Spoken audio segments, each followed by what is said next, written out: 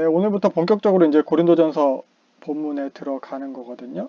그래서 보면은 지난 시간에 이제 고린도 개관을 한 거고, 그리고 설은 조금 한 거고, 그리고 이제 오늘 이제 본격적으로 본문을 오늘부터 보기 시작할 거예요.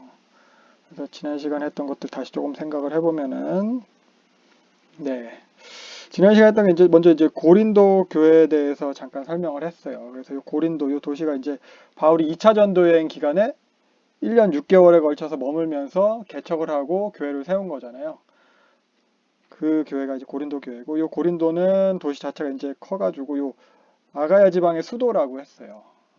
그래서 대도시고, 뭐 지리적 위치 그런 것 때문에 이제 무역과 상업이 발달했고 되게 부유한 도시였어요. 그래서 고린도 교회는 다양한 인종, 다양한 계층, 이런 여러 좀 어떻게 보면 서로 친해지기 힘든 사람들이 다 섞여가지고 고린도 교회가 이제 구성되어 있었어요. 바울이 이제 이게 고린도 교회 머문 게 이제 2차 때잖아요, 2차. 사실 1차 때도 그렇고 그 전에 뭐 예루살렘이나 다소나 뭐 이런 데서 사역할 때도 그렇고 이렇게까지 이제 1년 6개월, 그러니까 18개월을 사역했는데 이게 일자리까지 구해 가면서 고린도에서 사역을 한 거거든요. 이렇게 길게 했던 적이 없어요. 한 곳에 이렇게 길게 머물면서 이렇게 사역을 한 적이 없어요. 그래서 그만큼 길게 했고 또 이제 뭐 어려움도 그만큼 더 많이 있었을 거고. 그러니까 그 정도로 이제 고린도 교회에 대한 애정이 더 있었을 거예요. 그 규모도 많이 커져 있었을 거고. 그래서 그렇게 바울이 직접 본인이 가가지고 개척해서 세운 거예요. 제일 처음에는 혼자 갔잖아요. 동역자들 뭐 신라랑 디보데는 저기 위에 뭐 베레아에 있고 뭐 이렇게. 그래서 그만큼 고린도 교회와 바울과의 관계가 좀 끈끈했을 것이다. 특별히 더 애정이 더 깊었을 것이다. 그래서 바울은 지금 여기 3차 전도행 중이고 현재 요 에베소에 있는 거잖아요. 그래서 에베소에 있지만, 그러니까 바울이 요 고린도를 떠나 있지만 그래도 계속 이제 서로 이제 소식을 전하고 문제가 생기면 또 바울한테 물어보기도 하고 뭐 그랬을 거예요. 바울도 물론 그렇게 하기를 바랬을 거고 잘 지내는지 궁금해하면서 그런 관계고. 그랬을 때 요 고린도의 이제 교회의 그 상황이 그럼 어떻게 됐을까? 그러니까 바울이 2차 전도여행을 마치고 예루살렘으로 돌아갔어요. 갱그리아에서 배를 타고 쭉 이렇게 돌아갔을 때, 그럼 이제 고린도에 이제 뭐 이제 남겨진 고린도 성도들이 바울이 없는 상태에서 여러 가지 이제 문제가 생긴 것 같아요. 그래서 아까 말했듯이 요 에베소에 있는 바울이랑 이제 소식을 주고받는 거고, 바울도 고린도 교회에 대해서 편지도 쓰고 사람도 보내고 하면서 이렇게 문제를 해결하려고 뭐 노력을 했을 거고, 물론 바울이 직접까지는 않았어요. 아직까지. 지금 고린도전서를 쓰는 시점까지는. 그러다 보니까 사실 편지로 전해지다 보니까 좀 오해 같은 것들이 있었던 것 같아요. 고린도전서 전에도 바울이 에베소에서 편지를 보냈고, 그러니까 그 먼저 번 보낸 편지, 고린도전서보다 앞서 쓴 편지, 그 편지에 예를 들면은 이제 고린도전서보다 먼저 쓴 편지에는 바울이 야, 음행하는 사람들이랑 니네 이제 사귀지 마 이랬더니 사람들이 오해를 하는 거예요. 고린도 동네 자체가 되게 막 문란하고 그렇다고 했잖아요. 이 동네에서 살 수가 없다 그럼 우리는 이런 식으로. 그러니까 뭐 사회생활 하지 말라는 의미 이런 식으로 막 받아들인 것 같아요. 근데 바울은 그런 의미가 아니고 교회 내에서 그런 음행하는 일이 없도록 해라 이런 의미였는데 그게 편지로만 주고받다 보니까 그런 오해들이 생기는 거예요. 그래서 앞에 쓴 편지에 대한 오해를 고린도 전서에서 다시 풀려고 하는 모습 이런 것도 나타나요. 뭐 사실 뭐 말을 하더라도 편지를 안 쓰고 직접 뭐 이야기를 하더라도 사람들은 사실 듣기 좋은 대로 듣고 해석하고 싶은 대로 해석하는 그런 경향도 있으니까 편지는 그만큼 더 오해가 많이 생길 수 있었을 것 같아요. 그래서 그런저런 이유로 그런 오해들을, 문제들을 해결하기 위해서 바울이 고린도의 교회에 재차 편지를 쓴 게 요 고린도 전서입니다. 네. 그래서 지난 시간에 요 고린도 전서의 구조에 대해서 잠깐 또 같이 봤었어요. 전반적인 흐름을 다시 살펴보면은, 그러니까 고린도전서는 그런 고린도의 여러 문제들에 대한 문제 상황에 대한 바울의 답변이라고 했어요. 그래서 요 전반부 6장 20절까지는 요 글로에의 집 사람들, 글로에가 이제 자기네 집에 하인들을 좀 보냈나 봐요. 그래갖고 에베소로 보내가지고 바울한테 지금 고린도 교회 이런저런 문제가 있습니다. 이렇게 소식을 전한 걸로 보여요. 그리고 뒷부분, 요 후반부는 편지로 전해 들은 내용이에요. 바울한테 이제 글로의 집 그 이외에 스데바나 부도 아가이고 이런 사람들이 이제 편지를 쓴 거죠. 그 사람이 쓴 게 아니라 그 사람들이 고린도에서 편지를 가지고 온 거죠. 그 편지에는 좀 질문한 것들이 많이 있었던 것 같아요. 뭐 결혼 어떻게 해요? 뭐 우상에 바친 음식 먹어도 돼야 안 돼요? 이렇게 예배 때 어떻게 해야 돼요? 뭐 부활이 진짜 있어? 뭐 이런 식으로 질문한 거고 그 질문에 대한 답변이에요. 그래서 고린도전서가 이 정도로 구성이 되고 그리고 각각의 이제 내용들을 보면은 주제를 먼저 바울이 제시를 해요. 그리고 나서 그것에 대한 내용을 서술해요. 분열에 대한 주제를 제시하고 그것에 대해 서술하고 윤리적 문제, 음행에 대한 근치상 이런 것을 제시하고 그것에 대한 해결 방안 그런 거 서술하고 계속 그래요. 주제를 먼저 제시를 하고 그리고 나서 해결책을 갖다가 이야기하는. 그래서 구조 자체는 그렇게 어렵지 않아요. 무엇에 대한 얘기를 하는지 그냥 딱 보면 파악이 돼요. 처음에 먼저 그 문제에 대해서 바울 스스로가 정의를 해요. 야, 니네 분열이라는 문제 있다며. 니네 이렇게 저렇게 한다며. 이거 분열이야. 근데 그것은 이제 이렇게 해결해야 돼. 이렇게 다 마찬가지예요. 니네 음행하는 거 있다며. 이런 근친상간 있다며. 이런 게 문제야. 그리고 나서 해결책. 다 마찬가지예요. 그런 식으로 이야기가 이어지게 됩니다.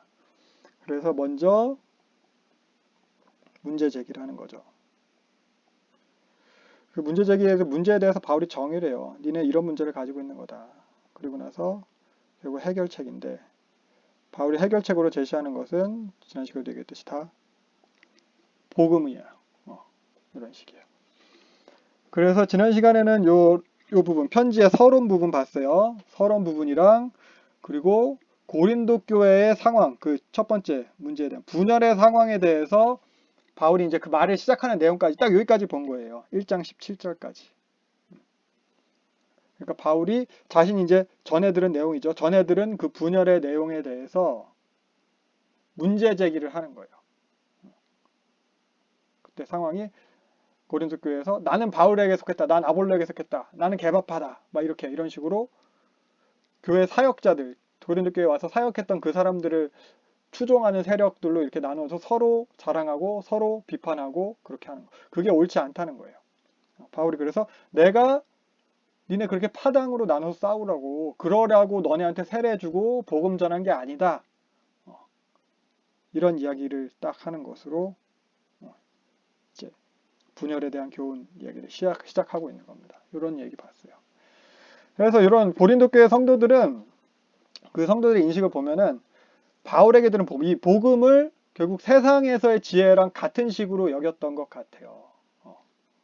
그들이 세상적인 그런 인식의 틀, 그 속에서 복음을 본 거예요. 그러니까 헬라적인 이원론이 있었겠죠. 영은 선하고 육은 악하다. 그리고 로고스를 추구하잖아요. 이데아에 도달하려고 하잖아요. 그런 세계관 속에서 복음을 바라보는 거예요. 그러니까 복음을 통해서 이 사람들이 이제 구원을 추구하게 되는데 이 구원도 이 사람들이 헬라적 세계관에서 이데아 이런 식으로 바라보는 거예요. 이게 뭐 로고스, 궁극적인 뭐 진리, 선 뭐 이런 걸로. 그래서 이걸 갖다 이제 그 사람들이 이제 여기 그 고린도전서에서 주로 표현되는 방식이 이제 지혜로 표현되거든요. 궁극적인 최고선으로 여기고 추구했던 거. 그래서 복음도 결국 이 구원이라는 것도 그 사람들의 인식의 틀 안에서 이것 이데아를 궁극적인 진리를 지혜를 추구하는 지혜에 도달하기 위한 어떤 방편 중에 가르침 중에 하나겠구나. 이런 작은 지혜들 복음을 계속 쌓아서 우리가 이 궁극적인 선에 이르겠구나. 그런 거예요. 그래서 복음을 전해준 그 사역자 바울이든 아볼로든 게바든 이런 사람도 그냥 지혜를 가르치는 어떤 선생이구나. 그러면은 더 뛰어난 선생이 있을 거다. 더 뛰어난 선생 밑에 들어가야지 더 궁극적인 선에 다다를 수 있는데 더 유리할 거다. 좋을 거다. 이런 식으로 이제 하면서 선생들을 갖다가 이제 따르게 되고 그러면서 서로의 파당을 자랑하고 서로의 지혜를 자랑하고 사역자를 자랑하고 이렇게 된 거예요. 이러한 오해에 대해서 바울이 이제 아까 말했듯이 해결책은 복음이죠. 참된 본질에 대해서 복음에 대해서 논증하는 것이 이제 오늘부터 볼 이어지는 본문입니다. 그래서 본문을 보면은 오늘은 18절부터 보면 되거든요. 그러니까 니네가 따르는 그런 게 지혜로운 게 아니다. 이런 거죠. 지혜로워 보이는 사역자를 따른다고 그게 더 지혜 있는 게 아니다. 이런 거예요. 바울이 그래서 참다운 지혜를 제시해요. 그래서 1장 18절부터 2장 16절까지가 사실 큰 주제는 하나님의 능력과 지혜예요. 니네들의 지혜 말고 하나님의 능력과 지혜. 그러면서 첫 번째로 하나님의 능력과 지혜로서 제시하고 있는 게 18절부터 25절까지가 십자가예요. 십자가를 바울은 가장 큰 하나님의 능력으로 지혜로 제시를 하고 있습니다. 그래서 18절부터 보면은 이제 십자가에 대해서 이제 제시를 하는 거예요. 그리고 네, 그래서 요 십자가의 도요게 결국 복음이라는 거거든요. 복음을 생각해 보라고 얘기를 하는 거예요. 십자가가 니네들이 생각하는 그런 지혜로워 보이거나 우월해 보이거나 탁월해 보이는 그게 아니라는 거예요. 세상이 보기에는 되게 미련한 거잖아요, 십자가는. 십자가에 달려 죽은 건 사형틀이니까. 그것으로 하나님이 구원하신다는 거예요. 그래서 미련해 보이는 그게 하나님이 그것으로 구원하시니까 하나님의 능력이라는 거예요. 그래서 19절 같은 경우는 이게 이제 이사야 본문의 인용이거든요. 이사야서 본문 29장 14절. 또 19절이 결국 이사야서 본문을 갖다 29장 4절을 갖다가 인용을 한 거거든요. 이 백성 중에 기이한 일, 기이하고 가장 기이한 일을 행할 건데, 그러니까 세상에 이제 지혜자가 이제 없어진다, 뭐 이런 말씀을 이제 이사야서에서 한 거잖아요. 이것처럼 19절에서도 하나님의 십자가로 통해서 너희를 구원하시려는 그 구원의 행위에 대해서 세상에는 깨달을 수 없다는 거예요. 그래서 세상에서는 자신의 지혜로 스스로 하나님을 알 자가 없다는 거예요. 복음을 깨달을 자가 없다는 거. 그러면서 21절 하나님의 지혜에 있어서는 그러니까 세상이 생각하기에는 어리석게 보이는 그 전도, 그러한 복음 선포의 방법으로 하나님께서 구원하신다는 거예요. 미련해 보이는 방법을 통해서 하나님의 가장 기이하고 기이한 일, 그러니까 고린도 사람들, 헬라 사람들의 표현으로 하자면은 그게 지혜인 거죠. 그러니까 그들이 보기에는 그 미련해 보이는 방법을 통해서 그들이 길을 쓰고 추구하는 최고의 지혜를 깨닫게 하시고 이루신다는 거예요. 그 전도의 방법으로. 전도 그 선포의 행위 자체도 하나님의 지혜인 거고, 전도는 되게 이제 그 헬라 사람들이 생각하기에는 어떤 테크니컬한 사역 도구는 아니거든요. 단순한 선포 행위와 그리고 그 내용도 헬라 사람들이 느끼기에는 되게 미련한 그 내용, 그걸 통해서 그게 하나님의 지혜라는 거예요. 그러니까 니들이 그렇게 가치 있게 여기고 추종하는 그런 세상의 방식으로는 하나님의 지혜를 깨달을 수 없다는 거예요. 탁월한 언변이라던가 그런 수사하게 능통한 그런 뭐 웅변이라던가 그런 설득의 기술, 이런 게 참 지혜가 아니라고 이야기를 하고 있습니다. 그래서 지혜로운 사람한테 속해서 자신의 가치를 높이려는 그 방법도 세상에서는 되게 지혜로운 방법인데 하나님의 지혜의 방법이 아니라는 거예요. 그래서 그런 복음의 목적은 그 궁극적인 우월한 경지에 이르는 것, 그러니까 보다 우월함, 구원. 그래서 그 우월한 경지에 이르기 위해서 그래서 세상에서는 보다 그런 탁월한 것을 추구하고 그 탁월한 방법을 추종하는 것을 갖다가 이제 세상에선 제시를 하는 거거든요. 니네가 더 높은 경지에 이르려면은 니네 더 좋은 방법을 써야 돼. 이런 스킬이 있어. 뭐 이렇게 제시를 한다면은 하나님은 그 미련한 방법인 전도, 복음 선포를 제시하셨고, 그리고 최고선인 그 구원의 경지에 이르기 위해서는 뭐 세상에서 말하는 더 탁월함을 추구를 하는 것이 아니라 미련함을 추구를 한 거죠. 미련함을 주시는, 미련한 십자가를 사용하시는 거죠.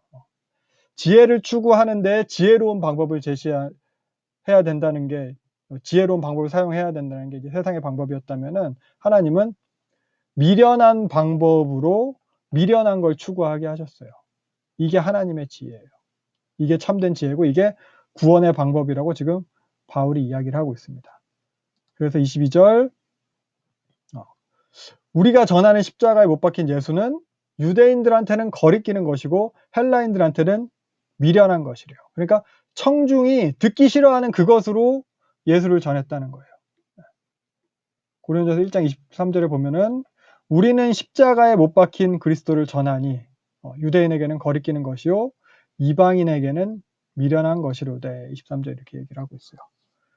그래서 이걸 갖다 우리식으로 하면은 우리가 듣기 좋은 소리 뭐예요? 예수 믿으면은 잘 된다, 복 준다 이런 게 듣기 좋은 소리잖아요. 근데 이거 이렇게 전하는 게 예수 믿으면 뭐 복 받으면 이렇게 전했다기보다는 예수 믿으면은 참고 용서해야 됩니다. 세상에서 핍박당하는 것이 교회 정체성입니다. 이렇게 전했다는 거예요. 이렇게 말하면은 지금의 우리가 듣기에는 세상 사람들 되게 미련한 것이고 되게 거리끼는 것이 될 거예요. 그러니까 바울이 듣기 좋은 소리로 잘 된다, 복 준다 이러면서 전하지 않았다는 거예요. 유대인들이 탁월한 것으로 추구했던 것은 표적이었어요. 표적.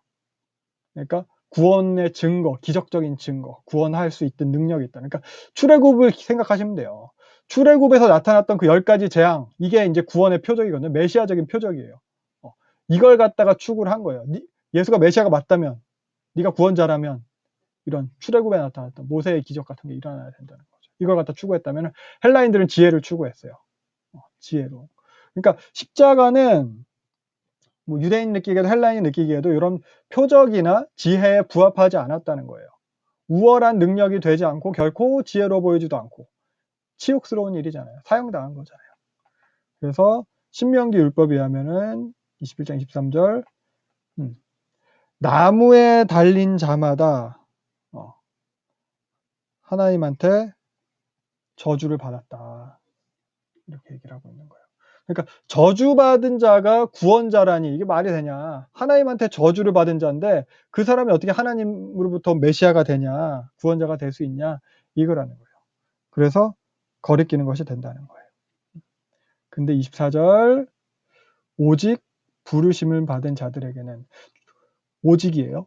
오직 부르심을 받은 자들. 부르심 누구가 부르심? 하나님. 그러니까 주도권은 하나님한테 있는 거예요. 부르심을 받은 자들이에요. 하나님이 부르셨다는 거예요. 우리한테 조건이 있는 게 아니고 오직 부르심을 받은, 부르심 받은 자 플러스 조건이 좋은 사람, 뛰어난 사람, 능력의 사람, 지혜로, 이게 아니고 부르심 받은 자예요. 그래서 부르심 받은 자들은 유대인이든지 헬라인이든지 그리스도가 하나님의 능력이고 지혜라는 거예요. 그래서 25절 니들이 보기에는 그런 약해 보이고 어리석게 보여도 하나님의 어리석음이 사람보다 지혜롭고 하나님의 약하심이 사람보다 강하다. 그러니까 세상의 지혜로는 얻을 수 없는 거잖아요. 어리석게 보이는 십자가잖아요. 그러니까 니들이 보기엔 어리석게 보이는, 그러니까 하나님의 어리석은, 그런 하나님은 어리석다라고 해도 그걸 갖다 깨달을 수 없는 너희들보단 지혜롭고, 그 능력 없음, 약해 보이는 십자가에 죽어버린 메시아, 그게 죽음을 이기는 거거든요. 부활, 승리로 나타나는 거예요. 사람이 아무리 강해도 죽음을 이길 수 없어요. 그러니까 세상이 보기엔 약해 빠진 그 십자가가 그 어떤 사람도 이겨낼 수 없는 그 사망을 이긴다는 겁니다. 그러면서 26절부터는 이런 십자가의 복음을 고린도 성도들에게 이제 적용을 해줘요. 26절부터 31절. 그래서 보면은 니네 스스로를 봐도 알 수 있지 않냐 얘기를 하는 거예요. 현실적으로 봐도 니네는 지혜 있는 사람도 별로 없고 능력 있는 사람도 없고 권력 있는 자도 없다. 그 얘기를 한 거예요. 그럼 27절부터 보면 근데 하나님께서 이런 미련한 것들, 약한 것들을 택하셨다. 즉 자격 없는 너희들을 택하셨다. 그래서 반대로 지혜 있는 자들, 강한 자들, 가진 자들이 수치를 당하게 하려고 하신다. 그러니까 니들이 가졌고 그 뭐 자랑하고 그렇게 그런 걸로는 구원을 얻을 수 없다는 거예요. 그래서 29절 아무도 하나님 앞에서 자랑하지 못하게 하려 하십니다. 의도적으로 이런 단어를 쓰고 있어요. 서로 그렇게 막 파벌 나눠 서로가 서로에 대해서 자랑하는 그 고린도 성도들한테 깨닫게 하려는 거예요. 자랑하지 못하게 하려 하신다고. 자신들의 지혜와 자신들의 더 강함을 이런 걸 자랑하는 그 사람들한테 지혜와 강함을 하나님께서 부끄럽게 하실 것이다. 이렇게 의도적으로 단어를 사용해서 고린도 성도들한테 적용하고 있는 거예요. 그래서 보면 내용이 결국 높은 자가 낮아지고 낮은 자를 높이시는 하나님이잖아요. 역전의 하나님이잖아요. 성경의 큰 주제예요. 출애굽 사건도 이랬어요. 하나님께서 이스라엘 백성을 택하신 게 그들이 강하고 능력 있고 지혜 있어서가 아니고 신명기에서 보면은 너희가 다른 민족보다 수요가 많기 때문이 아니고 오히려 모든 민족 중에서 가장 적으니라. 니네가 형편없어서 가만히 놔두면 죽어 없어질 것 들어가서. 그래서 그런 자격 없는 자들을 하나님께 높이신 거예요. 뭐 사무엘서 하면서 봤던 그런 한나의 노래나 볼까요? 사무엘서 하면서 이거 봤죠? 한나의 노래. 한꺼번에 볼게요. 한나의 노래나 뭐 이제 다윗의 노래나 또 누가복음 하면서 봤던 마리아의 노래, 이런 것들이 다 이제 하나님께서 역전하시는, 역전의 하나님을 찬양하고 있는 거거든요. 그래서 가난한 자를 일으키시고 빈궁한 자를 거름더미에서 올리고, 근데 또 보면은 공고한 백성은 구원하시고 교만한 자를 낮추시고, 또 누가복음에서도 이거는 이제 마리아의 노래죠. 권세인 자를 그 위에 내리쳤으며 비천한 자를 높이셨고 줄인 자를 좋은 걸 배부시며 부자는 빈손을 베니까, 높아진 것을 낮추시고 낮은 자들을 높이시는 거잖아요. 요게 이제 성경에서 나타난 하나님의 모습입니다. 그리고 또 이거 예수님도 이것과 같은 말씀을 하셨어요. 보면은 세리들과 창녀들이 너희들보다 먼저 하나님 나라에 들어갈 것이다. 뭐 바리새인들에게 하신 말씀이에요. 그리고 여기도 무릇 자기를 높이는 자는 낮아지고 낮추는 자는 높아지리라. 예수님께서 계속 이렇게 말씀하세요. 왜 하나님은 이런 방법을 쓰시나? 왜 높은 자들을 낮추시나? 자격 있는 자들을 왜 그렇게 낮추시나? 왜냐면은 그런 것들이 우상이 돼요. 내가 가진 것, 나의 능력, 나의 자격이게. 하나님 없이도 마치 그런 그럴듯해 보이는 게 우리한테 구원을 줄 수 있는 것처럼 여겨지는 거예요. 그래서 하나님보다 다른 그런 그럴듯해 보이는 것들을 추구하게 돼요. 도리어 하나님이 수단이 돼요. 우월한 것을 추구하기 위한 수단이 되고, 오히려 하나님이 나를 우월하게 보이게 해줄 그런 수단으로 전락하게 되는 거예요. 그래서 하나님께서 그런 우월해 보이는 것들, 자랑거리들을 다 패하신다, 이렇게 이야기를 하고 있습니다.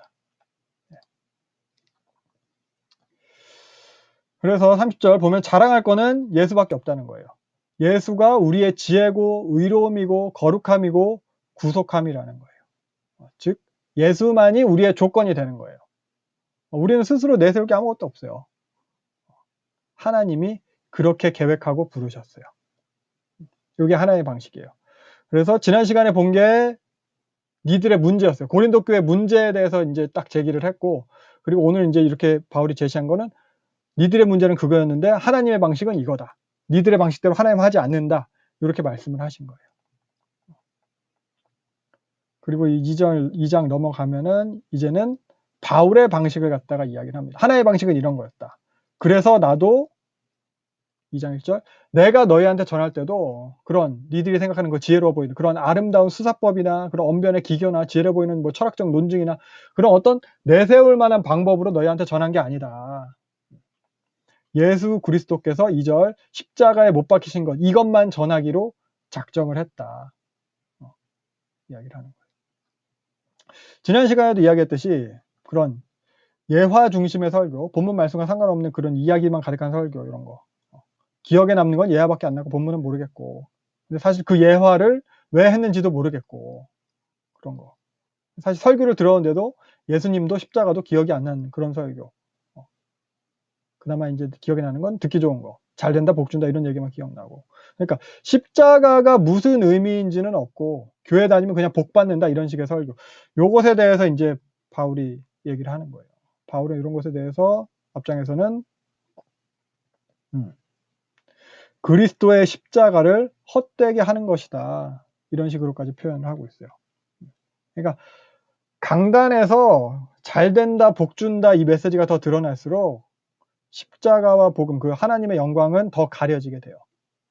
또 설교자가 뛰어나서 설교자의 능력이나 설교자의 탁월함이 드러날수록 하나님의 지혜와 능력은 더 감추어지게 돼요.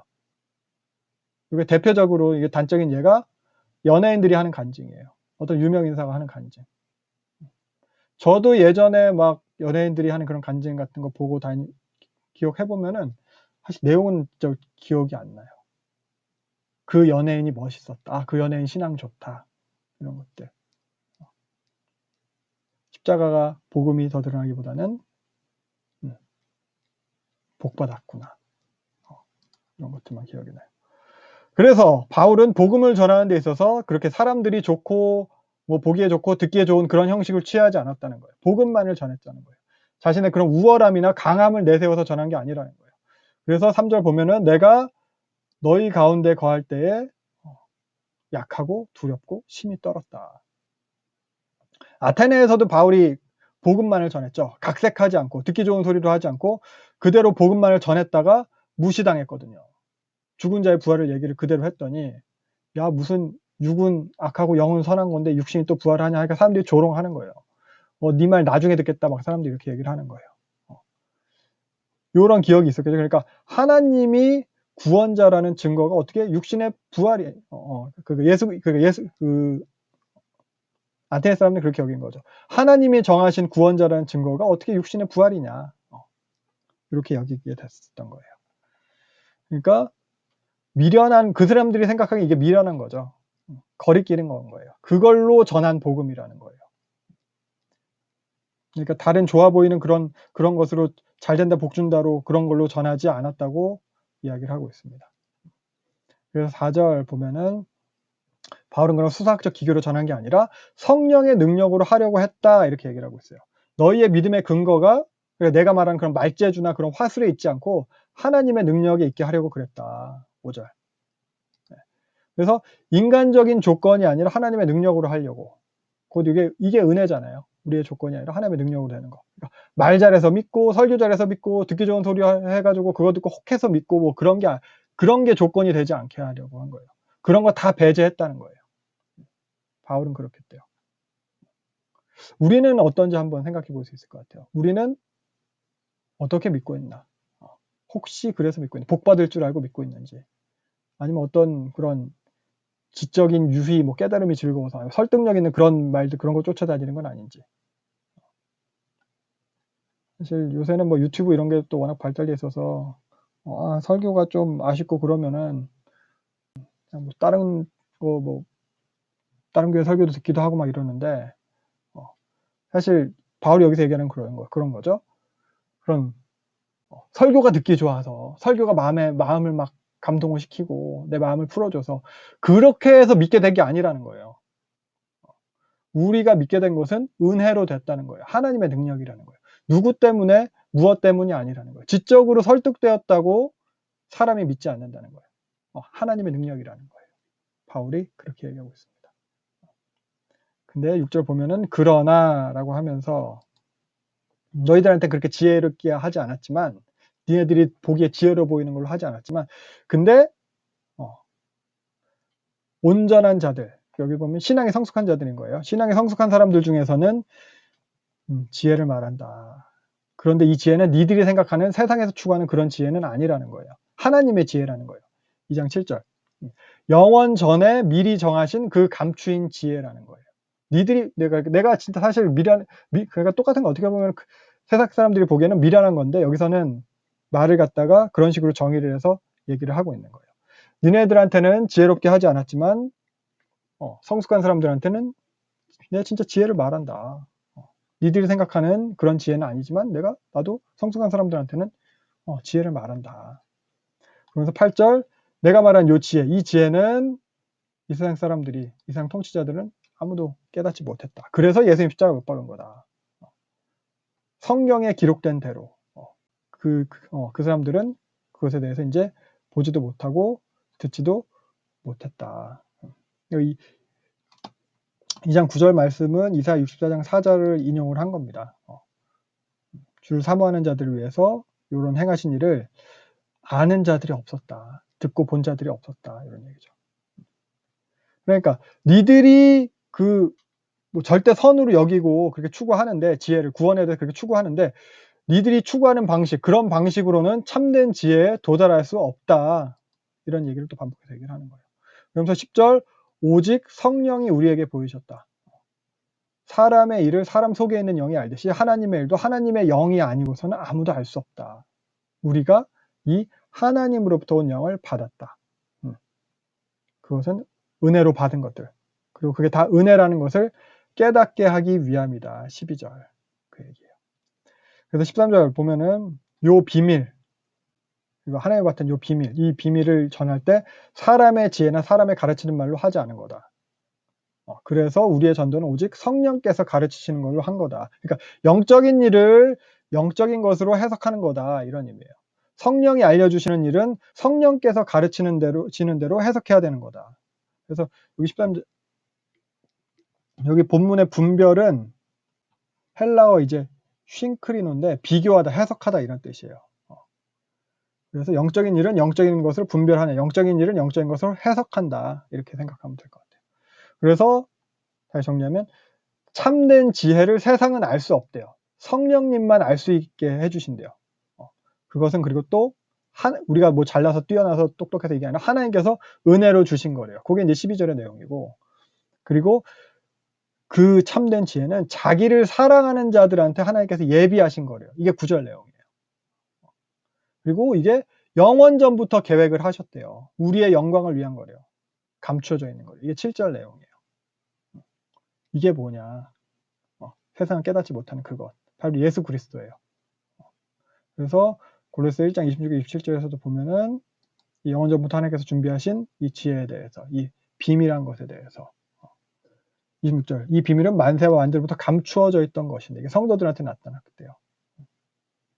그래서 27절, 이 비밀은 너희 안에 계신 그리스도시니 곧 영광의 소망이시냐. 이 비밀이 그리스도예요. 이걸 갖다 이제 세상은 깨달을 수 없었어요. 그래서 아까 2장 8절에도 보면은 예수님한테 십자가에 못 박은 거죠. 즉 참된 지혜는 예수 그리스도라는 거예요. 예수님은 영원 전부터 하나님께서 자기를 사랑하는 자들한테 은혜로 주시기로 예비하신 거예요. 그래서 이게 감추어져 있는 것이 이게 성령이 아니고서는 세상의 어떤 지혜로도 깨달을 수 없다는 거. 그래서 그 예수를 깨닫게 된 예수, 감춰져 있던 그 비밀, 영원 전부터 준비된 그 예수를 어떻게 전해야 되냐, 무엇으로 전해야 되냐, 어떤 걸 통해서, 웅장한 예배당이나 화려한 건물을 통해서 예수를 전해야 되는 건가요? 화려한 조명이나 값비싼 음향 뭐 이런 걸로, 뭐 파이프 오르간, 최신 악기랑 뭐 전문 연주가들 이런 걸로, 뭐 유명한 찬양 인도자, 인기 있는 설교자, 혹은 뭐 유행하는 프로그램 알파, 뭐 무조건 뭐 대면 예배 무조건 모여서 그런 것들로 전할 수 있겠지만 여기서 말하는 것은, 바울이 말하는 것은 성령으로 전해야 된다고 해요. 그러면서 전도에 미련한 것이라고 이야기를 하고 있어요. 그걸로 전했다. 내가 너희들한테 예수를 전할 때. 그러니까 미련한 예수를 또 미련한 너희에게 미련한 방법으로 전했다는 거예요. 니네들이 뛰어난 너희에게 뛰어난 방법으로 우월한 예수를 전한 게 아니라 십자가에 못 박혀준 그 미련한 예수를 아무런 자격도 없는 미련한 너희들한테 진짜 미련한 방법으로 전했다. 그게 은혜라는 거예요. 사실 우리에 대해서도 그래요. 우리는 그래서 자랑할 게 없어요. 우리가 뭐 청소년부에서 막 소유리 문답 뭐 몇 번씩 반복해서 하죠. 그런 걸 해도 뭐 장로교 표준 문서 우린 이런 걸 한다 뭐 이렇게 자랑할 게 없다는 거예요. 지금 우리가 하는 이 모임도 마찬가지예요. 그 외에도 뭐 그럴듯해 보이는 신앙 행위들도 다 자랑할 게 없다는 거예요. 은혜라는 거예요. 그래서 정리를 하면은 예수를 그럴듯하게 포장하지 말라고 하고 있어요, 바울은. 예수를 그럴듯한 것으로. 예수 믿으면 잘 돼. 뭐 기복주의, 성공주의, 이런 잘 된다 복주의, 이걸로 포장하지 말라는 거예요. 그리고 또 그럴듯한 사람들한테만 전하려고 하지 말라는 거예요. 자격 없는 자들한테 전해진 게 은혜예요. 그러니까 저 사람은 좀 헌금 좀 할 것 같아. 저 사람은 뭐 좀 탁월한 게 있어. 교회에서 봉사 섬기는 거 뭐 잘할 것 같아. 저 사람은 좀 삶에 안정감이 있어. 좋아. 저 사람은 사교등 나한테 도움이 돼. 이런 사람들한테 전하는 그런 게 아니라는 거죠. 자격 없는 사람들한테. 그리고 또 전하는 방법에 있어서도 그럴듯한 그런 스킬, 그럴듯한 방법으로 결국 본질을 가리지 말라는 거예요. 수단에 집중해가지고 환호하느라고 예수는 없어요. 내가 그런 수단이 돼서도 안 되겠어요. 나한테 집중시키게 하려는 그런. 내가 예수를 전한다고 하지만 도리어 나한테 집중시키게 돼서는 또 안 되겠어요. 그리고 14절 여기 보면은 육에 속한 사람은 이렇게 했는데 여기서 육은 헬라어 푸시키코스가 사용되거든요. 근데 이게 이제 육적인 이런 뜻인데 의미가 천성적인이라는 뜻이에요. 태생적인, 자연인. 그러니까 영적인 것과 대비되는 의미로 육적인 거예요. 태생적인 상태. 거듭나지 않은 상태. 아직 태생 그대로 머물러 있는 상태, 영적인 것을 깨닫지 못한 상태, 그런 정도로 의미로 생각을 하면 될 것 같아요. 그래서 여기서 육에 속한 사람이라는 것은 성령의 일을 받아들이지 못한 사람들, 그러니까 영적인 것을 깨닫지 못한 사람들이죠. 그래서 믿지 않는 사람들을 말하는 걸 볼 수 있을 거예요. 그러니까 구원받지 못한 사람들이에요. 그들은 그래서 알 수 없다는 거예요. 영적인 일은 영적인 것으로 아까 해석되기 때문에, 조사되기 때문에 그렇다는 거예요. 그러면서 15절부터 그 사람들, 육적인 사람들과 반대되는 깨달음, 그러니까 영적인 사람들은 모든 걸 검토할 수 있대요. 그리고 바울 자신, 나는 세상으로부터의 판단에 영향을 받지 않는데요. 그래서 보면 여기 16절, 결국 이거죠. 어떤 사람도 주의 마음을 알고 주를 가르칠 수 없다. 이거 이사야 40장 13절 인용한 거거든요. 누가 여호와의 영을 지도하였으면 누가 하나님의 마음을 알겠냐, 이런 뜻이에요. 근데 16절, 그러나 우리가 그리스도의 마음을 가졌느니라. 주의 마음을 가졌다고 얘기하고 있어요. 그러니까 영적인 우리가 하나님을 안다는 거예요. 하나님의 뜻을 안다는 거예요. 영적인 우리는 참된 진리, 참된 지혜를 알 수 있다. 그래서 뭐 온전한 자라고 표현된 것, 그리고 뭐 신령한 자, 이게 결국 성령의 사람이라는 거예요. 영적인 사람이라는 거예요. 뭐 신앙이 성숙한 사람, 요 정도로도 생각을 할 수 있을 거고요.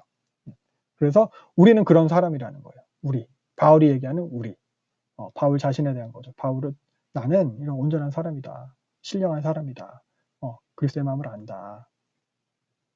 니네들처럼 세상의 죄를 추구하지 않고 성령으로 깨닫게 됐고, 그리스도의 그런 복음, 미련해 보이는 그것, 성령과 함께하는 우리는 그리스도의 마음을 가졌다. 3장 보면은, 근데 니네는 이런 신령한 자가 아니다 라고 얘기를 하는 거예요. 1절부터 3절 그래서 보면은, 너희는 이런 영적인 사람으로 대할 수가 없다. 너희는 아직 미성숙하다. 내가 젖으로 먹인다. 니네 수준이 여전히 그렇다는 거예요. 여전히 육신에 속한 자다, 이래요. 그러니까 사람을 따라서, 즉 자기 눈에 좋아 보이는 그런 것에 속해서 자신이 더 우월하다고 하면서 서로 시기하고 분쟁하고 이런 거 파벌 나누는 거 보니까 너희는 분명히 아직도 육신에 속한 사람이라는 거예요. 성숙하지 못하다. 어린아이가 같다는 거예요. 영적이지 않다는 거예요, 이게. 너희가 이렇게 육신에 속한 사람이다. 여기서 육신에 속했다는 거는 앞에 나온 2장이랑은 달라요. 불신자라는 의미가 아니에요. 신앙적으로 어린 사람들이라는 의미. 아까 2장 14절에 나타나, 또 이거 14절에서 이렇게 육에 속한 사람 이렇게 했잖아요. 근데 다른 의미예요. 아까 말했듯이 2장 14절 여기서의 육은 헬라어 푸시키코스가 사용됐고, 아까 말했듯이 이게 천성적인, 태생적인, 거듭나기 이전 이런 거라면은, 여기 3절에서의 육신에 속한 자라고 할 때 이 육신은 다른 헬라어 단어가 쓰여요. 헬라어 사르키노스가 쓰였어요. 그러니까 살이라는 뜻이죠. 살덩어리. 몸, 그러니까 실제적이라는 의미를 가져요. 현실적인 거예요. 그러니까 영원하지 않은 것을 말하는 거예요. 그리고 세상적이라는 거예요. 세상에 속한 정도. 니네 수준은 아직도 세상에 속했다, 이렇게 생각하면 돼요. 니네들이 거듭났으나, 니네들이 예수는 믿지만, 신분은 하나의 백성이 됐지만 수준은 여전히 그렇다. 그렇게 그 정도의 의미로 생각하면 될 것 같습니다. 그래서 4절 보면은 니네들이 결국 하는 꼴이 그거라는 거. 세상의 풍조대로 교회에서도 그렇게 사역자 쫓아다니면서 서로 이제 줄 세우고 그런 행태를 하고 있으니까 니네가 여전히 그렇게 세상에 속한 사람이 아니겠냐. 육에 속한 사람이다. 그래서 5절 이야기하죠. 사역자는 수단이라는 거예요.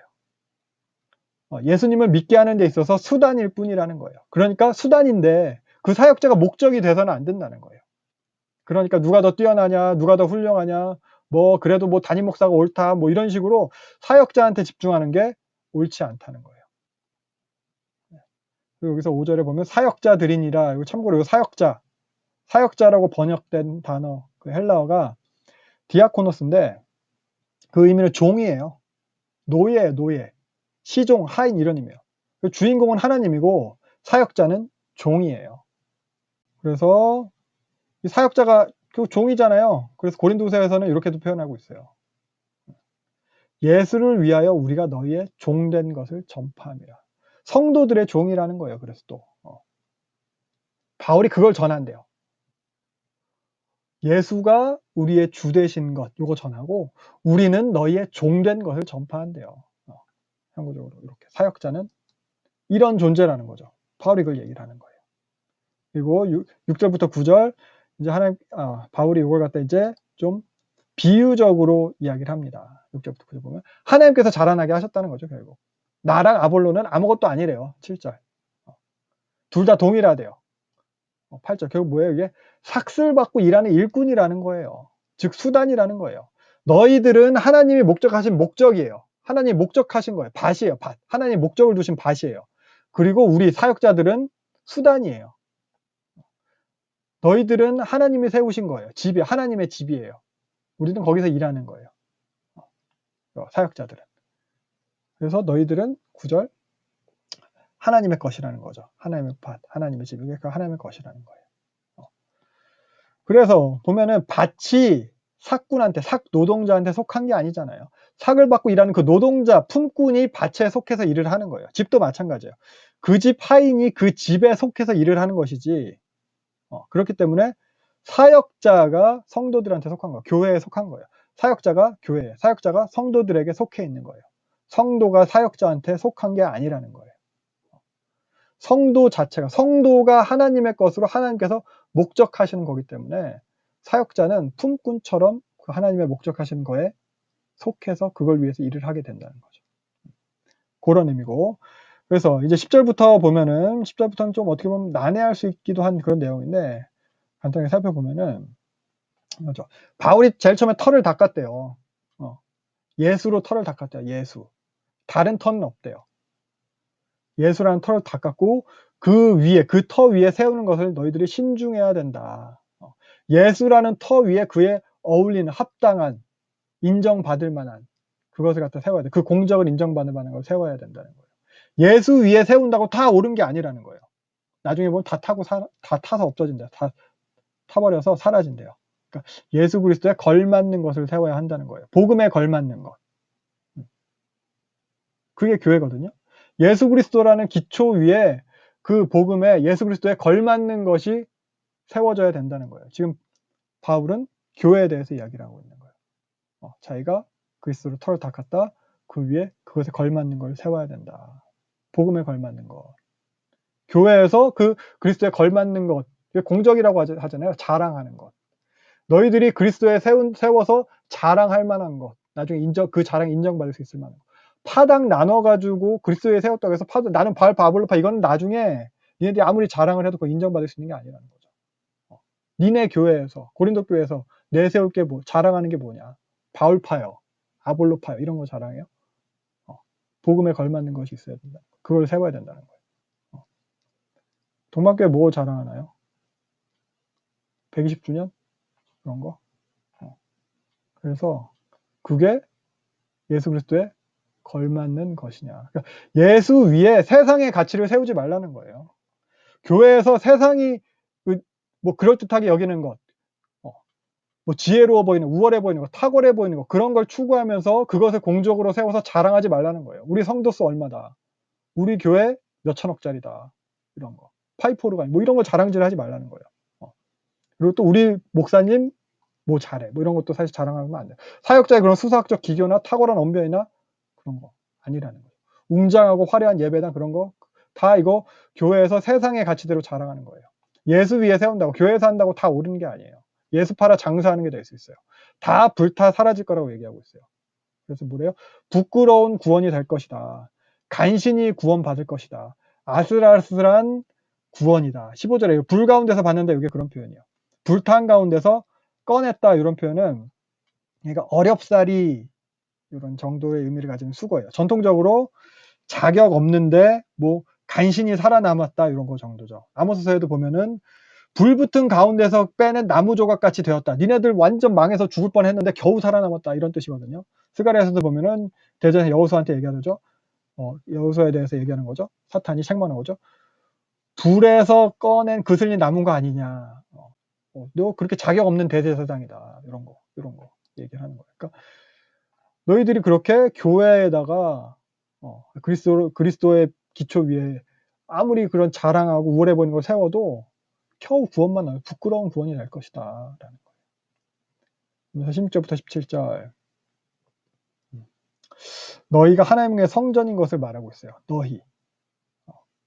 앞에 9절에서 얘기한 너희는 하나님의 집이니라. 요 같은 표현이에요. 사역자들은 이 성전에서 하나님의 집에서 수종 두는 자들이죠. 성전이 사역자들을 추종하면 안 된다는 거예요. 그래서 볼만한 것은 주어가 너희예요. 너희. 복수예요. 그러니까 각자 개인을 말하는 것이 아니라는 거죠. 성도의 모임인 교회. 요게 이제 성전이라는 거예요. 물론 우리 각자도 성령이 거하시는 전이에요. 우리 각자가 이제 그래서 뭐 스스로를 갖다 거룩하게 하고 막 그렇게 해야 돼요. 그 고린도서 6장에서 보면은 그런 의미로 여기선 쓰여요.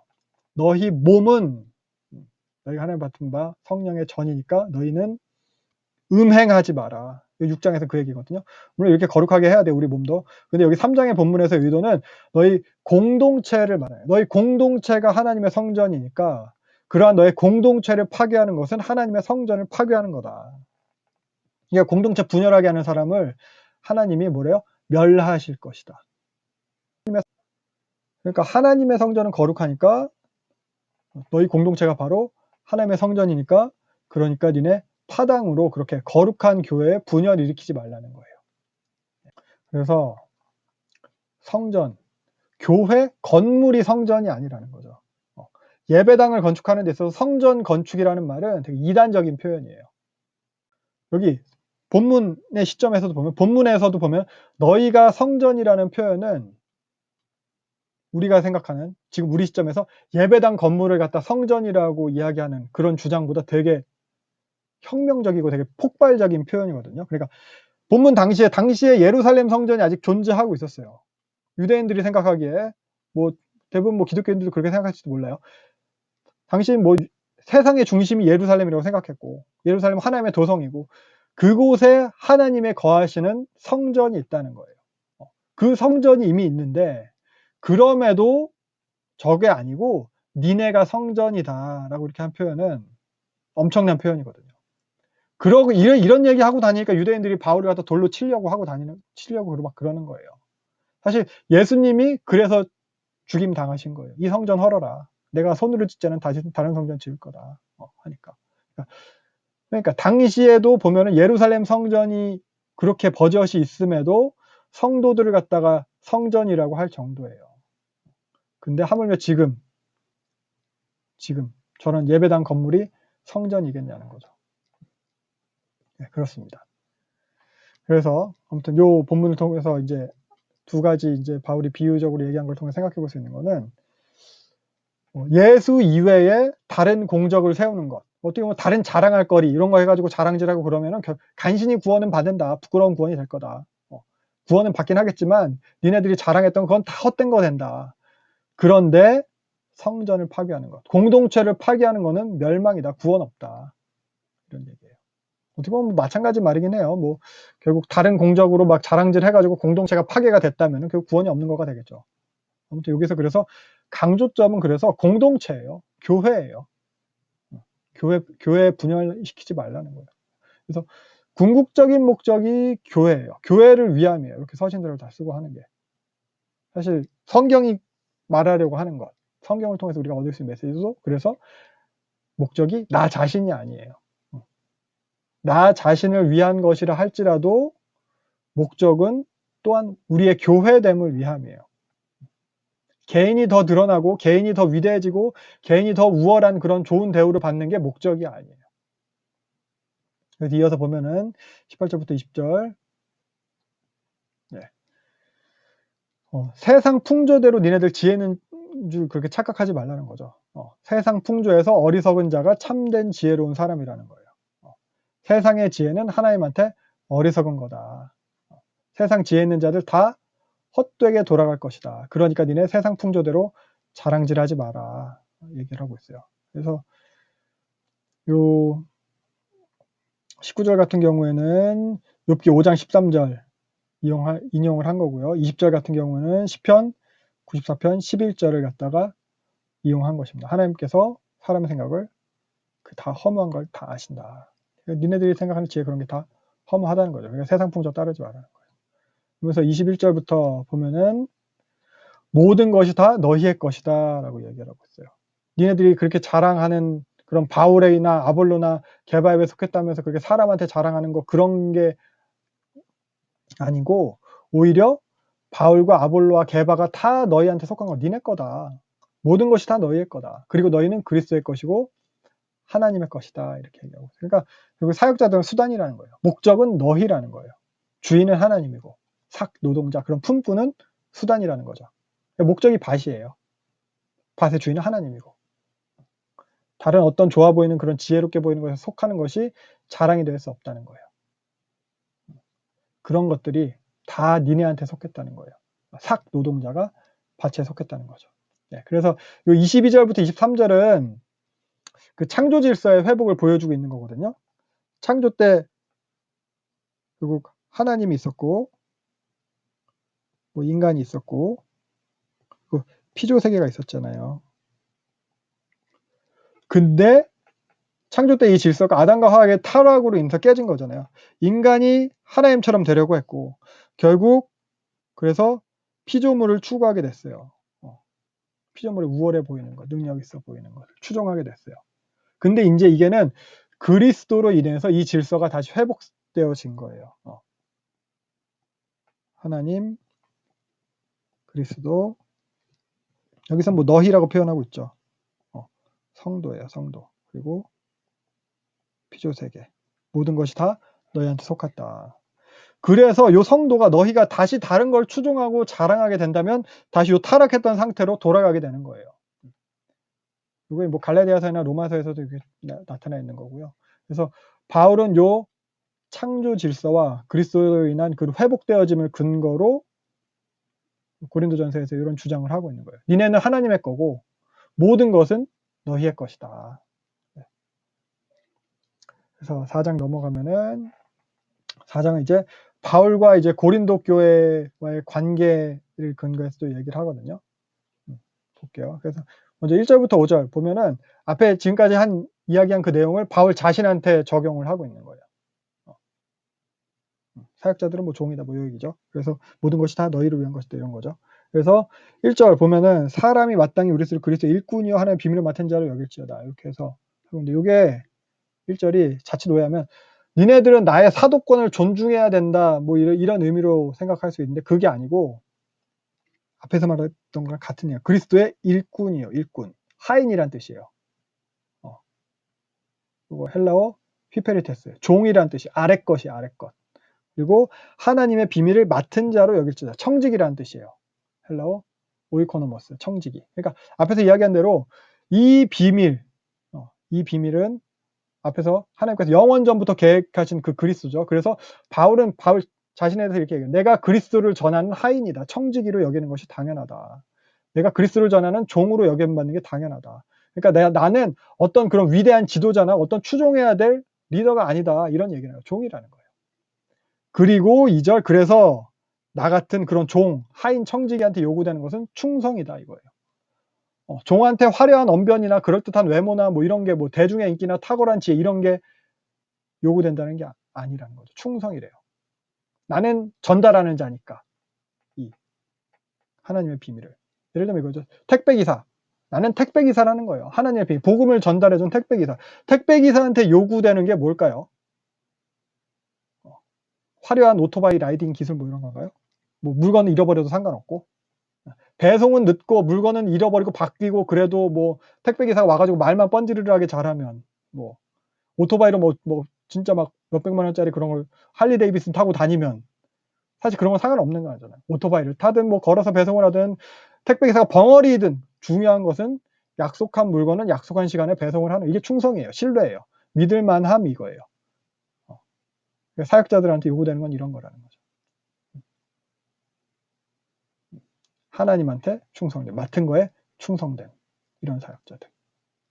사실 뭐 사역자들 보면 담임 목사 자리에 충성된 그런 사역자들 말고 하나님께서 맡기신 것들에 충성된 사역자. 그 충성이 필요하다는 거죠. 3절 그래서 보면은 그래서 바울은 사람한테 판단받는 게 자기는 하찮은 일이래요. 다른 사람의 판단에 개의치 않는데요. 나는 하나님한테 고용된 하인이고 청직이니까 하나님한테 고용된 종이니까 다른 사람 판단 필요 없다. 그래서 나도 나를 판단하지 않는데요. 4절 바울 스스로는 거리낄 게 없대요. 거리낄 게 전혀 없대요. 근데 거릴 게 없다고 해서 내가 자신이 의롭다는 건 아니래요. 그냥 바울이 나를 판단하실 분은 하나님이래요. 나는 하나님한테 고용된 그 하인 청직이니까. 그러니까 니네들 주님 오시기 전에 누가 잘하느니 못하느니 뭐 이런 거 판단하지 말라는 거예요. 주님 오시면은 그때에 그 속에 있는 것까지 다 드러나게 될 것이고 그때에서야 칭찬이 있을 거래요. 5절. 그러니까 이 얘기는 그때에서야 칭찬, 사람의 지금의 사람들의 칭찬도 필요 없다는 거예요. 그때에 가서 그 칭찬이 있을 거라는 거예요. 그래서 우리도 여기 생각하고 사역자들 우리가 또 함부로 판단해서는 안 되겠어요. 판단하실 분은 하나님이에요.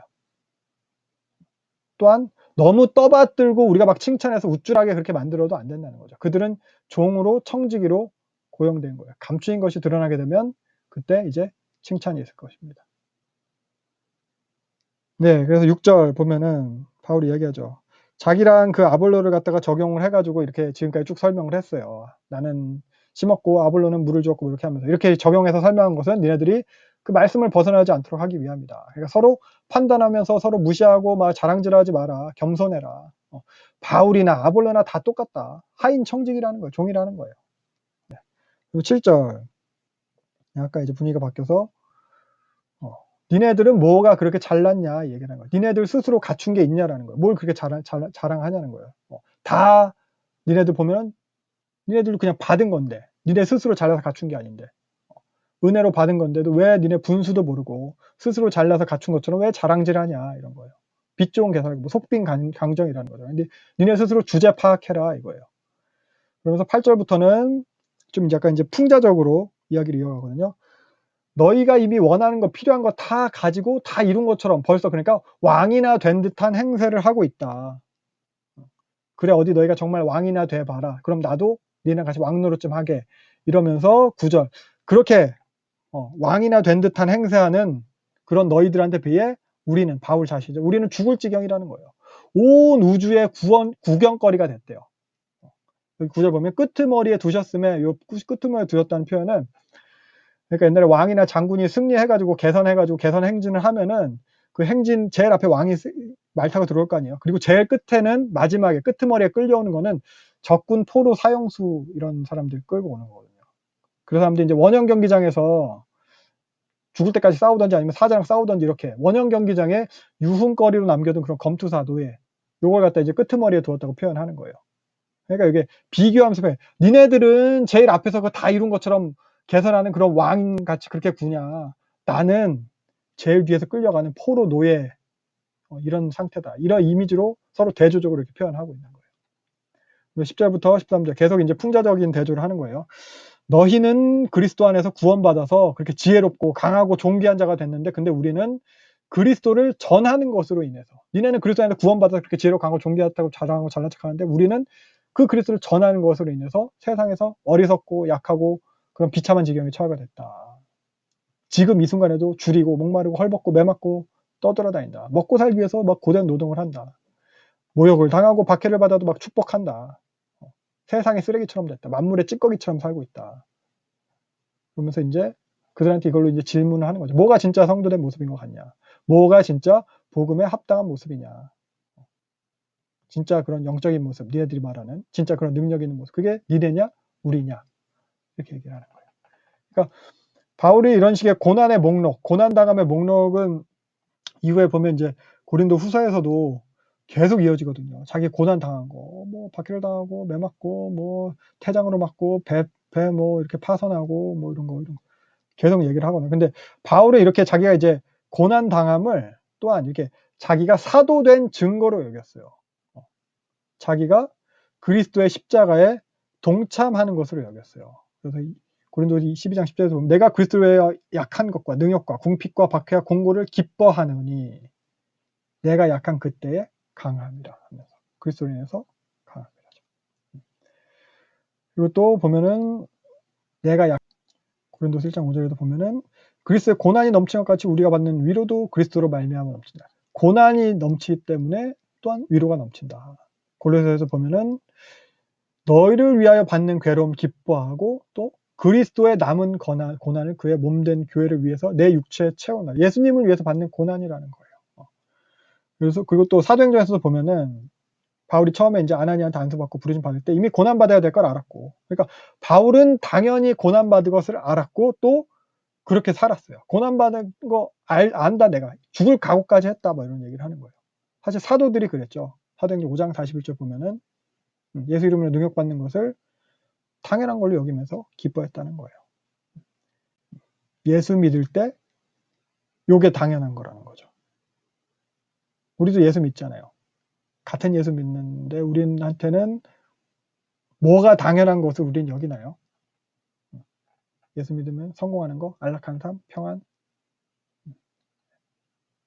우리 신앙에 대해서 우리도 그래서 진지하게 생각해 봐야 될 것 같습니다. 네.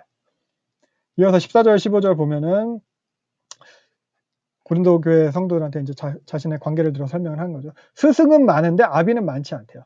여기서 스승은 뭐 진짜 뭐 스승, 선생님, 사부님 뭐 이런 게 아니고 초등교사.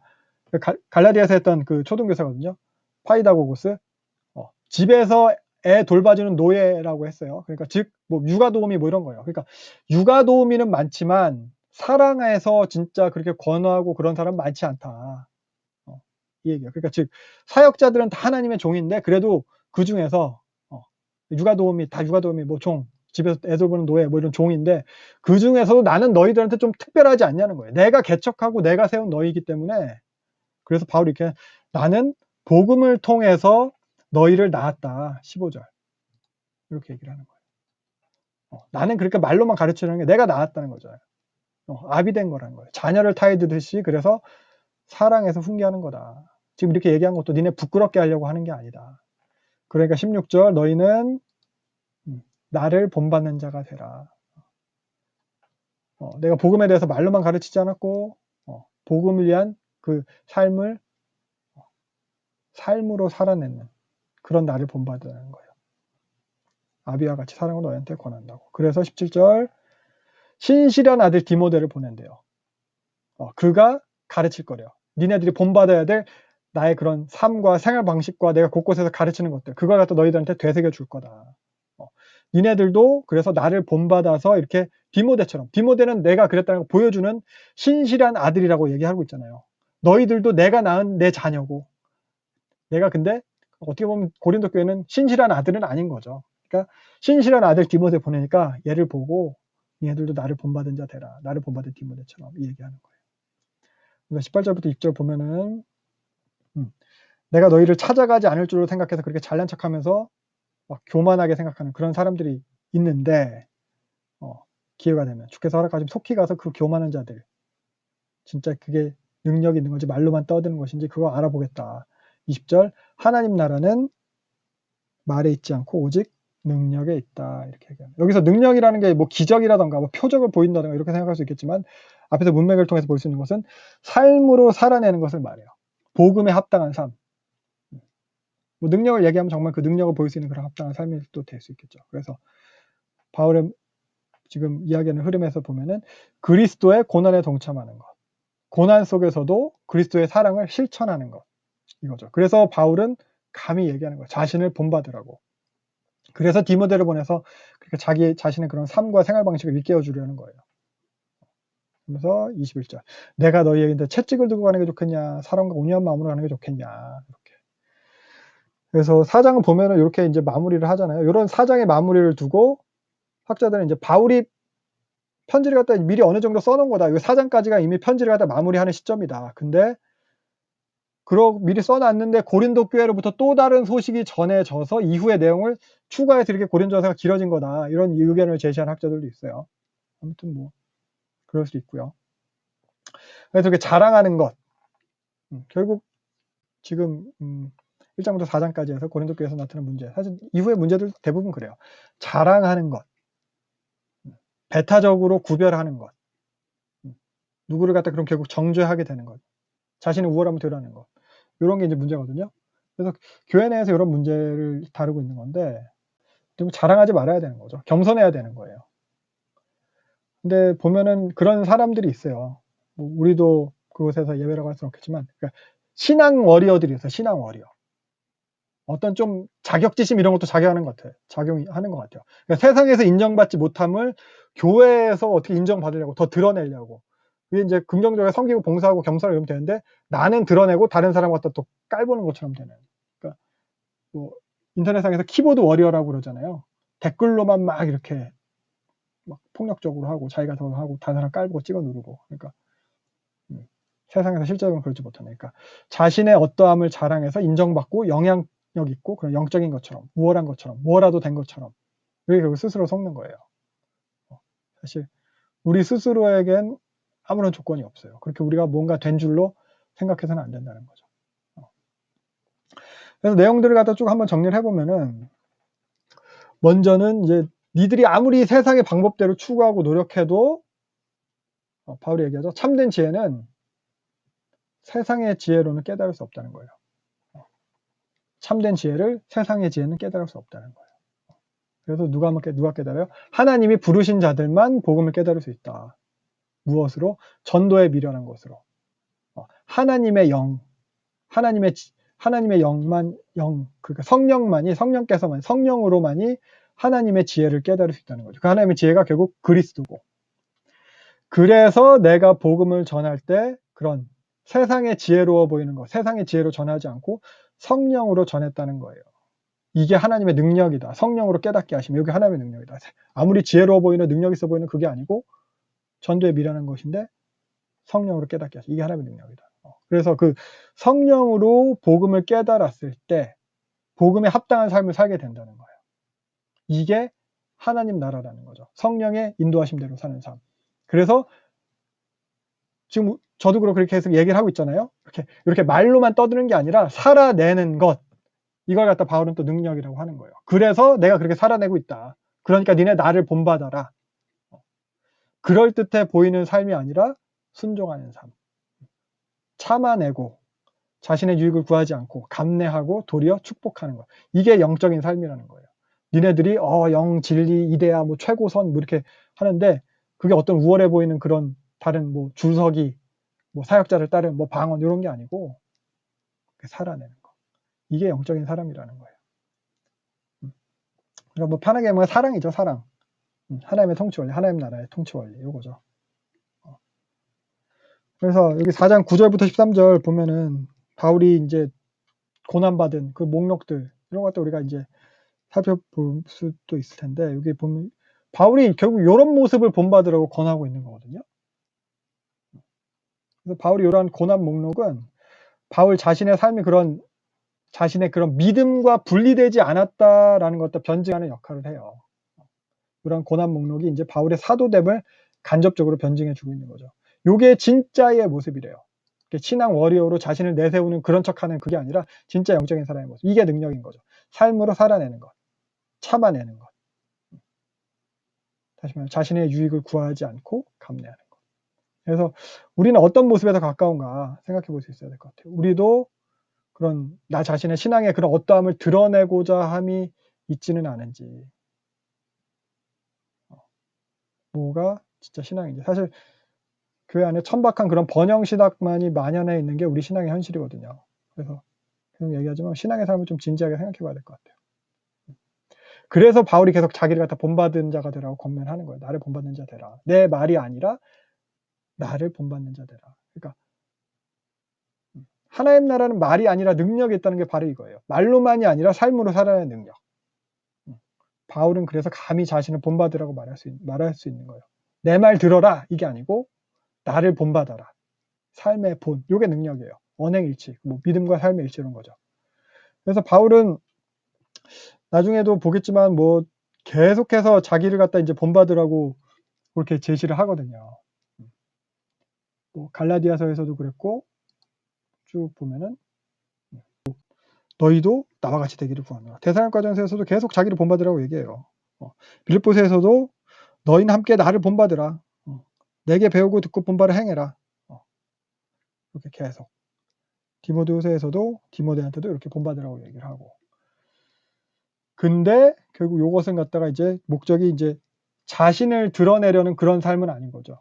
자신을 드러내기 위해서 본받으라고 한다는 건 아닌 거예요. 그래서 이 고린도전서 11장 1절 여기서 보면은 결국 목적은 바울을 본받는 걸 통해서 예수님을 본받는 거예요. 그리스도의 삶을 본받는 거예요. 바울이 그리스도를 본받는 자가 된 것 같이 너희는 나를 본받. 결국 예수님 본받게 되는 거거든요. 그래서 예수님이 우리의 신앙의 대상이고 또한 우리 신앙의 모범입니다. 그래서 우리가 추구하는 건 결국 예수님이 돼야 되는 거죠. 같은 얘기 또 계속 하고 있는 거예요. 다른 어떤 복음이나 뭐 그럴듯해 보이는 거 그런 걸 추구해서 안 된다는 거예요. 그래서 바울이 그렇게 미련해 보이는 십자가만을 전했듯이 우리 신앙의 추구도 다른 그런 설득력 있고 눈에 좋게 보이는 것을 찾고 뭐 그런 것만 바라고 뭐 그런 거 아니고 뭐 내 유익을 구하고 내세울 것들 찾고 그런 거 추구하는 게 아니고 예수님 그래서 하나님의 능력 복음에 합당한 삶을 살아내는 능력이 돼야 되겠습니다. 그래서 우리도 이렇게 바울처럼 나를 본받는 자가 되라 요 말을 할 수 있게 되면 좋겠어요. 우리도. 그래서 우리가 이제 무엇을 추구하고 있는지 생각해 봐야 될 것 같아요. 복음에 합당한 삶을 추구하면 신앙을 진지하게 생각하는 삶을 살게 되면 사실 또 당연히 핍박은 또 있는 것 같아요. 지난 시간에 얘기했듯이 핍박을 안 받는 게 그럼 핍박 안 받아야 되니까 핍박 안 받는 게 중요하니까 그런 거 하면 안 되겠다 이게 아니고 핍박을 안 받는 게 중요한 게 아니고 지난 시간에 얘기했던 어떻게 받느냐가 중요한 것인 것 같습니다. 네, 그래서 이렇게 바울을 본받고 그리스도 본받는다. 우리가 말하고 머리로 알고 있는 걸 삶으로 살아내는 그런 능력 있는 삶 그런 삶이 되어야겠습니다. 네. 그래서 오늘은 이 정도로 마무리하면 될 것 같아요.